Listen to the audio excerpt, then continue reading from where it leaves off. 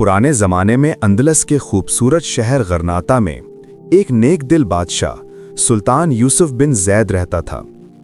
अल्लाह ने उसे 7 बेटियों से नवाजा था, जिनमें सबसे छोटी बेटी लैला अपनी मासूम तबीयत और पुरसकून मिजाज के बायस सबकी पसंदीदा थी। एक दिन सुल्तान निहायत खुश था। उसने दरबार में जश्न का हुक्म दिया और अपनी सब बेटियों को बुलवा भेजा। खुशी के आलम में उसने मुस्कुराते हुए कहा, आज मैं तुम सबसे एक सवाल करूंगा।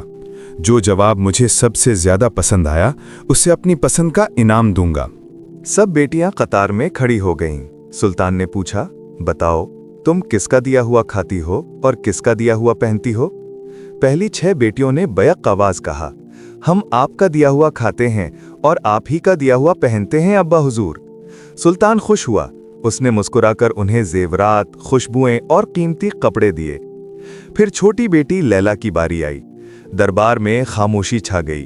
सुल्तान ने मोहब्बत भरी निगाहों से उसे देखा और कहा, और तुम लैला, तुम किसका दिया खाती हो? लैला ने सर उठाया। उसकी आंखों में एक अजीब सा यकीन और रोशनी थी। वो आहिस्ता से बोली, अब्बा हुजूर, मैं अल्लाह का दिया हुआ खाती हूं और अल्लाह का दिया हुआ पहनती हूं। सब कुछ उसी की अता है, आप भी तो उसी के वसीले से देते हैं। ये अल्फाज सुनकर दरबार में सन्नाटा छा गया। बादशाह का चेहरा पहले हैरत से और फिर गुस्से से सुर्ख हो गया। क्या मतलब है तुम्हारा? तुम मेरे एहसानात को भूल गई? वो धड़ा।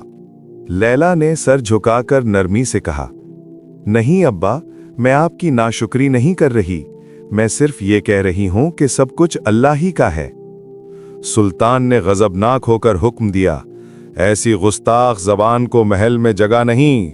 सिपाहियों, इसे शहर से दूर जंगल में छोड़ आओ। मैं देखता हूं कि ये अपने अल्लाह के दिए से कैसे जिंदा रहती है। दरबार लरज उठा। लैला खामोशी से खड़ी रही।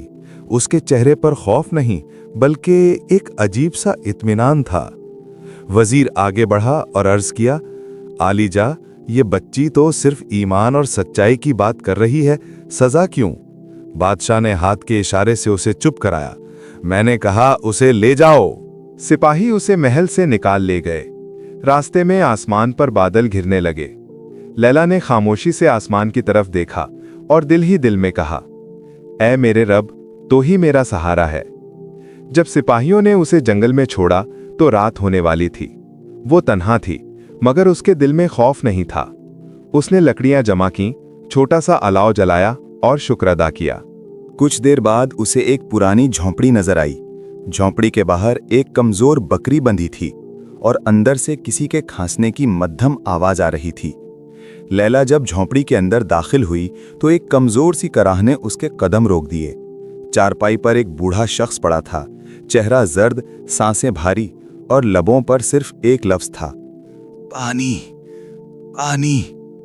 लैला फौरन आगे बढ़ी, घड़े से पानी निकाला और आहिस्तगी से उसके होंठों से लगाया। बूढ़ा शख्स थोड़ा संभला। उसकी आंखों में शुक्रगुजारी के आंसू उभर आए। बेटी, तुम कौन हो, अकेली यहां जंगल में? लैला ने सादगी से सारा हाल सुनाया कि बादशाह ने उसे अल्लाह पर यकीन रखने की वजह से निकाल दिया।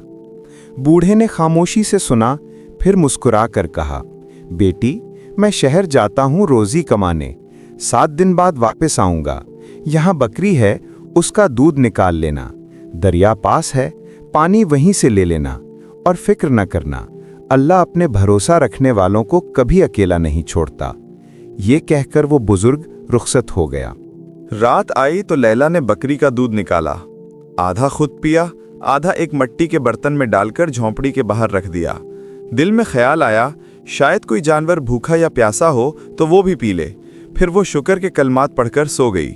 सुबह जब सूरज की किरणें दरख्तों के दरमियान से चमकने लगीं, लैला उठी, दरवाज़ा खोला तो देखा बर्तन खाली है, मगर उसके करीब एक अजीब सी चमक है। वो झुकी और हैरान रह गई। वहाँ एक कीमती नीलम पड़ा था, जिसकी नीली रोशनी जैसे आसमान से उतर रही हो। लैला के दिल में सवाल जागा, ये कहाँ से आया? फिर उसने जमीन पर सांप के निशानात देखे। यादों में दादी की बात गूंजी, बेटी, अगर कोई सांप किसी की भलाई से खुश हो जाए तो वो अपनी खुशी में नीलम या लाल छोड़ जाता है, अल्लाह के हुक्म से। लैला की आंखों में आंसू आ गए। अल्लाह, तू कितना मेहरबान है, मैंने तो तेरे ही नाम पर दिया था और तूने मुझे इससे बढ़कर नवाज दिया। उसने नीलम उठाया, सीने से लगाया और कहा, ये तेरी तरफ से रहमत का तोहफा है मेरे रब। अगली रात उसने फिर दूध रखा। सुबह फिर एक नया कीमती पत्थर बर्तन के पास चमक रहा था। यूं 7 दिन गुजर गए। हर सुबह एक नया नगीना, एक नई उम्मीद, एक नया शुक्र। 7वें दिन वो बुजुर्ग वापस आए। लैला ने मुस्कुराकर कहा, बाबा जान, ये देखें, ये सब अल्लाह ने भेजे हैं। फिर उसने 3 पत्थर बुजुर्ग के हाथ में रख दिए। इन्हें शहर ले जाएं, बेचकर यहां एक महल बनाएं, जहां मुसाफिर रुक सकें, गरीबों को खाना मिले और सबको पनाह हो। बूढ़ा हैरत से देखता रह गया। बेटी, तुम बादशाह की बेटी होकर भी सबके लिए घर बनवाना चाहती हो? लैला ने कहा, मैं अब किसी बादशाह की नहीं, सिर्फ अल्लाह की बंदी हूं। मेरी खुशी दूसरों के काम आने में है। चंद महीनों बाद जंगल के बीचों बीच एक खूबसूरत महल तैयार हो गया। महल के गिर्द फवारे, फूलों के बाग, लकड़ी की फैक्ट्री और मजदूरों के लिए छोटे घर थे। जंगल अब एक आबाद बस्ती बन चुका था और लोग उसे प्यार से नूर नगर कहने लगे। लैला अब तन्हा नहीं थी।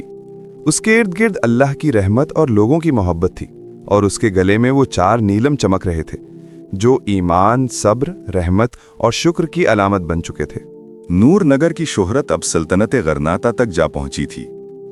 सुल्तान यूसुफ बिन जैद अपने महल की बालकनी से नीचे देखते हुए सोच में पड़ गया।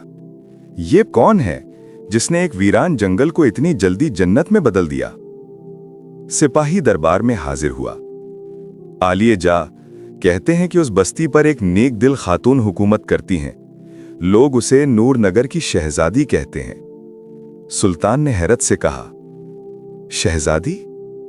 मगर किस बादशाह की बेटी है वो? फिर उसने पैगाम भिजवा दिया, गरनाता का सुल्तान तुमसे मुलाकात की ख्वाहिश रखता है। चंद दिन बाद जवाब आया, दावत कबूल है, मगर शर्त यह है कि बादशाह अपनी तमाम बेटियों के साथ तशरीफ लाएं। सुल्तान मुस्कुरा दिया, दिलचस्प है, चलो देखते हैं ये कौन सी शहजादी है जो बादशाहों से शर्त लगाती है। नूर नगर पहुंचने पर सुल्तान और उसकी 6 बेटियों का पुरतपाक इस्तकबाल किया गया। महल की शान, फजा में खुशबू, चश्मों की रवानी, सब कुछ जन्नत का मंजर पेश कर रहा था। नकाब में मलबूस मेज़बान शहजादी ने उनका इस्तकबाल किया। हर खाने के साथ वो मुख्तलिफ रंगों के लिबास और जेवरात में आती, जैसे रंगों की जबान से कोई खामोश कहानी सुनाई जा रही हो। सुल्तान उसके अंदाज, गुफ्तगू और वक़ार से बेहद मुतासिर हुआ। तुम तो मेरी बेटियों से बढ़कर लगती हो, आखिर तुम हमसे पर्दा क्यों कर रही हो? शहजादी ने नरमी से जवाब दिया, आली जाह, इजाज़त हो तो थोड़ा वक्त लीजिए, मैं तैयार होकर आती हूँ। बहनें मुस्कुराकर कहने लगी, अब क्या तैयार होगी, उसके पास तो पहले ही दुनिया की सबसे कीमती चीजें हैं। कुछ देर बाद दरवाजा खुला और एक सादा लिबास में, बगैर जेवर, बगैर आराइश, एक लड़की आहिस्ता आहिस्ता चलती हुई अंदर दाखिल हुई। सुल्तान की आंखें फैल गईं, दिल धड़कने लगा। ये तो मेरी लैला है। वो बेइख्तियार उठा, बेटी की तरफ बढ़ा और उसे गले से लगा लिया। आंखों से आंसू बहने लगे।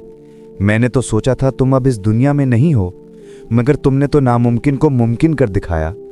लैला ने मुस्कुराकर कहा, याद है अब्बा हजूर, मैंने कहा था कि मैं अल्लाह का दिया हुआ खाती हूँ और अपनी किस्मत का पहनती हूँ। आज देख लीजिए, अल्लाह ने मुझे वो सब दिया जो इंसान सिर्फ ख्वाबों में मांगता है। ये महल, ये लोग, ये इज्जत, सब मेरे रब की अता है। सुल्तान खामोश हो गया। उसकी आंखों में निदामत और फख्र दोनों झलक रहे थे। बेटी, मैंने तुम्हें गलत समझा। तुमने मुझे वो सबक दिया जो किसी किताब में नहीं मिलता। लैला ने नरमी से कहा, आजमाइशें हमें कमज़ोर नहीं करती अब्बा हुजूर, वो हमें तवक्कुल सिखाती हैं, और जो अल्लाह पर भरोसा रखे, दुनिया की कोई ताकत उसका रिस्क नहीं रोक सकती। महल में सन्नाटा छा गया, हर आंख नम थी। सुल्तान ने बेटी का हाथ पकड़ा और कहा, आज से ये सल्तनत, नूर नगर और करनाता दोनों तुम्हारे नाम हैं। तुमने ईमान से वो जीता है जो तलवार से कोई नहीं जीत सकता। लैला मुस्कुराकर आसमान की तरफ देखने लगी। सूरज की किरणें उसके चेहरे पर पड़ी। वो आहिस्ता से बोली, मेरे रब ने वादा पूरा किया, जो उस पर भरोसा रखे वो कभी अकेला नहीं रहता। बादशाह झुककर बोला, अल्लाह तुम्हें सलामत रखे बेटिए ईमान। आज मैं समझ गया, सच्चा बादशाह वो नहीं जो तख्त संभाले, बल्कि वो है जो दिल में अल्लाह को बसा ले। सबक: जिंदगी की सबसे बड़ी दौलत ईमान, सब्र और शुक्र है। जो इंसान अल्लाह पर भरोसा रखता है, दुनिया उसके खिलाफ हो जाए तब भी अल्लाह उसके हक में रास्ते खोल देता है। नाजरीन, अगर आपको ये कहानी पसंद आई हो तो कमेंट्स में ईमान ज़रूर लिखें और याद रखें, जो अल्लाह पर यकीन रखे वो कभी नाकाम नहीं होता।